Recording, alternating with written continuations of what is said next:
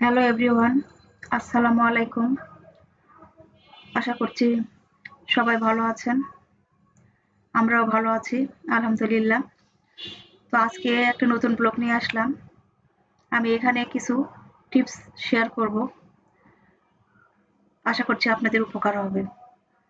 তো এখানে আমি পরোটা বানিয়ে নিয়েছি। পরোটাটা আগে রুটিটা আগে গোল করে নিয়েছি, তারপরে তেল দিয়েছি।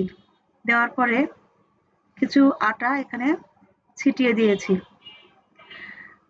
এক জায়গায় বেশি করে দেওয়া যাবে না, চারিদিকে একটু করে ছিটিয়ে দিতে হবে। তারপরে এভাবে ভাঁজ করে নিতে হবে। এভাবে ভাঁজ করে নেওয়ার পরে বেলে নিয়ে পরোটা ভেজে নেবেন। দেখবেন একদম দোকানের মতো খাস্তা পরোটা হবে। সবাই পরোটা খুবই পছন্দ করবে। সবাই খুব পছন্দ করবে আপনার এই পরোটা, কারণ একদম দোকানের মতো হবে খাস্তা পরোটা। তো আমার ছেলের জন্য ওটা নাস্তা বানিয়ে নিয়েছিলাম। ওর একটা পরোটাটা ডিম হলেই চলে। আর ওর প্রতিদিনই স্কুলে আমি টিফিন দিয়ে দিই। ও হাতের নাস্তাটা খুব পছন্দ করে। তো এখানে মুরগির মাংস পাউরুটিতে দিয়ে দিয়েছি। পাউরুটি এভাবে স্লাইস করে কেটে নিয়েছি, স্যান্ডউইচ বানাবো। তো স্যান্ডউইচ বানানোর জন্য ওখানে ওভাবে পাউরুটি কেটে নিয়ে আমার রান্না করা মুরগির মাংস ছিল, ওটা একটু ম্যাশ করে নিয়ে ওভাবে উপরে দিয়ে দিয়েছি। তারপরে বেটার বানিয়ে নিয়েছি, নিয়ে ওখানে চুবিয়ে ভেজে নিয়েছি। অনেক সুন্দর হয়েছে খেতে, খুবই মজার, খুবই টেস্ট। আপনারা বিকেলে নাস্তার জন্য কিন্তু এটা ব্যবহার করতে পারেন। নাস্তার জন্য এটা খুবই ভালো খেতে, অতিথি আপ্যায়নের জন্যও ভালো, স্কুলের টিফিনের জন্যও ভালো। সব কাজে এটা ব্যবহার করা যাবে, সবাই খুশি হবে খেয়ে। অনেক মুসমুসে হয়েছে, দেখেন ভেতরেরটা কত সুন্দর, ভালো হয়েছে খেতে। পাউরুটি দিয়ে এভাবে খুব সহজেই একটা নাস্তা বানিয়ে নেওয়া যায়। আর এখানে দুপুরে রান্না শুরু করব। তো এখানে কিছু টিপস আছে মাছ ভাজার জন্য। আমি আগে মাছ হলুদ লবণ আর মরিচের গুঁড়া দিয়ে মাখিয়ে নিয়েছি। তো এখানে আমি একটা কড়াই বসিয়ে দিয়েছি, ননস্টিক প্যানে নয়, আজকে আমি এই কড়াইয়ে করব। তো মাছ যাতে না ভাঙে তার একটা টিপস। এই কড়াই আমি চুলায় বসিয়ে দিয়েছি, খুবই গরম করে নিয়েছি, একদম উত্তপ্ত। কড়াই খুব ভালো করে গরম করে নিতে হবে, ঠিক একইভাবে তেলটাও খুব গরম করে নিতে হবে। তারপরে মাছ দিতে হবে, দিয়ে ভেজে নিতে হবে। অনেকে ব্রয়লার মুরগি ভেজে রান্না করে, সেক্ষেত্রেও প্রসেসটা কিন্তু একই। কড়াই খুব ভালো করে গরম করতে হবে, তেলটাও গরম করতে হবে, তারপরে মাংসটা দিয়ে ভেজে নিতে হবে। মাছ মাংসের ক্ষেত্রে দুটো একই, যদি কেউ ভেজে রান্না করে। দেখেন আমার একটা মাছও কিন্তু ভাঙে নাই, কোনো মাছের চামড়াও ওঠে নাই, একদম সুন্দর করে লাল টুকটুক করে ভেজে নিয়েছি। এভাবে যদি কড়াই আর তেল গরম করে নেওয়া যায়, তাহলে যে কোনো পাত্রেই মাছ ভাজা সম্ভব। মাছ লাগবেও না, নষ্টও হবে না, ভেঙেও যাবে না। আর ভাঙা মাছটা আসলে দেখতে ভালোও লাগে না, কাউকে দেওয়াও যায় না, নিজেরও কিন্তু খেতে ভালো লাগে না। তো আজকে আমি বেগুন আর আলু দিয়ে মাছ রান্না করব। এর জন্য বেগুন আর আলু ভালোভাবে মশলা দিয়ে কষিয়ে নিলাম। মশলা কষানোর উপরে কিন্তু তরকারির স্বাদটা নির্ভর করে। খুব ভালোভাবে কষিয়ে নিয়েছি, নেওয়ার পরে ঝোলের পানি দিয়েছি। ঝোলের পানি ফুটে গেলে তারপরে মাছ দিয়েছি। মাছ দিয়ে বেশি নাড়াচাড়া করার কোনো দরকার নেই, শুধু একবার এপিট ওপিট করে উল্টিয়ে দিলেই চলে, নাহলে হাত দিয়ে ঘুরিয়ে দিলেও চলে। মাছ বেশি নাড়াচাড়া করার কোনো দরকার নেই। তারপরে এখানে আমি ধনিয়া পাতা দিয়েছি লাস্টে এসে। দেখেন কত সুন্দরভাবে হয়ে গিয়েছে, একদম টুকটুকে একটা কালার এসেছে।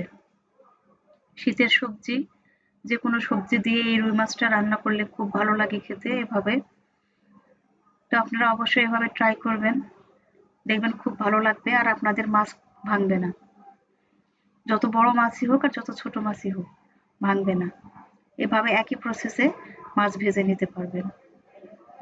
এটা পরের দিনের ব্লগ, পরের দিনে শুট করেছি। পরের দিনে ভিডিও করা ব্লগ এটা। তো এখানে আমি বেগুন কেটে নিয়েছি, তার সঙ্গে সিমও নিয়েছি। ইলিশ মাছের মাথা দিয়ে রান্না করব এর জন্য। তো ইলিশ মাছটা এখানে আমি হলুদ লবণ দিয়ে ভেজে নিচ্ছি। এটাতেও এভাবে পাত্রটা গরম করে নিয়েছি, নেওয়ার পরে এখানে ভেজে নিচ্ছি একদম স্লো মোশনে, আস্তে আস্তে করে ভেজে নিচ্ছি। তো এভাবে ভাজা হয়ে গেলে, ইলিশ মাছটা না ভাজলেও চলে, ইলিশ মাছের আলাদা একটা ফ্লেভার আছে, তারপর আমার মনে হয় একটু ভেজে নিলে ভালো লাগে খেতে। ইলিশ মাছটা আমি ওভাবে রান্না করব বেগুন আর সিম দিয়ে। আর কাসকি মাছ রান্না করব। কাসকি মাছের জন্য আমি এখানে পেঁয়াজ, কাঁচামরিচ, টমেটো কেটে নিয়েছি। আর এখানে আমি আদা রসুন পেস্ট রাখি। আর এটা আমার হলুদ, মরিচ, ধনিয়া, জিরা এগুলোর একটা ডিব্বা। আমি এই 4টা মশলা এখানে রাখি যাতে একসঙ্গে হাতের কাছে পাওয়া যায়, এজন্য।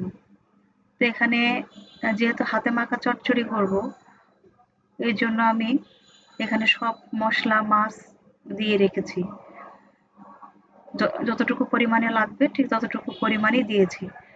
দিয়ে এটাকে সুন্দর করে হাত দিয়ে মেখে নিব। মেখে নিয়ে হাত ধোয়া একটু পানি দিব, দিয়ে এটা চুলায় চাপিয়ে দিব। এটা নাড়াচাড়া করার কোনো দরকার নেই, জাস্ট চাপিয়ে দিলেই চলে।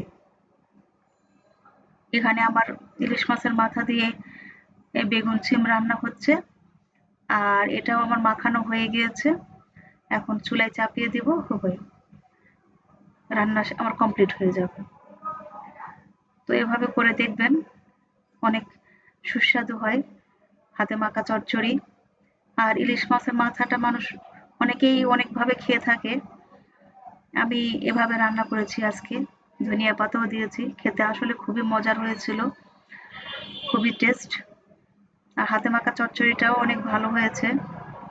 তেলগুলি সব নিচে চলে গেছে। যখন আমি খাবারটা উঠাবো প্লেটে, তখন চামচ দিয়ে যখন উঠাবো তখন তেলটা উঠে আসবে। তেলগুলি সব নিচে চলে গিয়েছে। আমি পাত্রে উঠাই নাই, আমি ফ্রাই প্যান থেকে আপনাদেরকে দেখাচ্ছি যে দেখেন কতটা লোভনীয় হয়েছে। এভাবে করে দেখবেন, আসলে ভালো লাগবে। আর বিকেলের নাস্তায় বা সন্ধ্যার নাস্তায় আমি পাস্তা বানাচ্ছি। তো পাস্তার একটা টিপস আছে, সেটা হচ্ছে লবণ আর সামান্য তেল দিয়ে, ফুটন্ত পানিতে লবণ তেল দিয়ে পাস্তাটা আগে সিদ্ধ করে নেবেন। কিন্তু পাস্তাটা অনেকে পানি দিয়ে, ঠান্ডা পানিতে ধোয়, কেউ ধুবেন না। পানি দিয়ে যদি ধোয়া হয় তাহলে এটার টেস্ট নষ্ট হয়ে যায়। এজন্য পাস্তাটা সিদ্ধ করে জাস্ট পানি ঝরিয়ে রেখে দিবেন। আর পাস্তার জন্য আমি এখানে যা লাগবে সব কেটে নিয়েছি। এটা হচ্ছে মোজরেলা চিজ, ফ্রিজ থেকে বের করে নিয়েছি। আর ওদিকে গাজর, টমেটো, কাঁচামরিচ, পেঁয়াজ এগুলো সব কেটে নিয়েছি। আমি এখানে টমেটো সস ইউজ করিনি, এই জন্য টমেটোগুলো এভাবে কেটে কেটে দিয়েছি। টমেটো কুচি করে ব্যবহার করেছি, এই জন্য টমেটো সস দিইনি। আর অফ ক্যামেরাতে আমি সয়া সস ব্যবহার করেছি, ওটা ভিডিও করতে ভুলে গিয়েছি।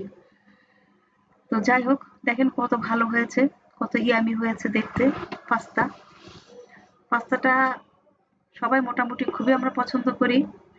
আমি একটা ডিমও দিয়েছি, চিকেন থাকলে চিকেন দেয়া যায়, অনেক ভালো লাগে খেতে।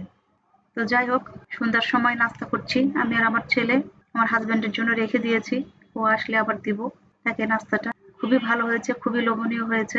তো সবাই আমি যেগুলো বললাম এই টিপস গুলো ফলো করবেন, সবার খাবারটা অনেক সুস্বাদু হবে। আজকের মতো এখানেই, আল্লাহ হাফেজ।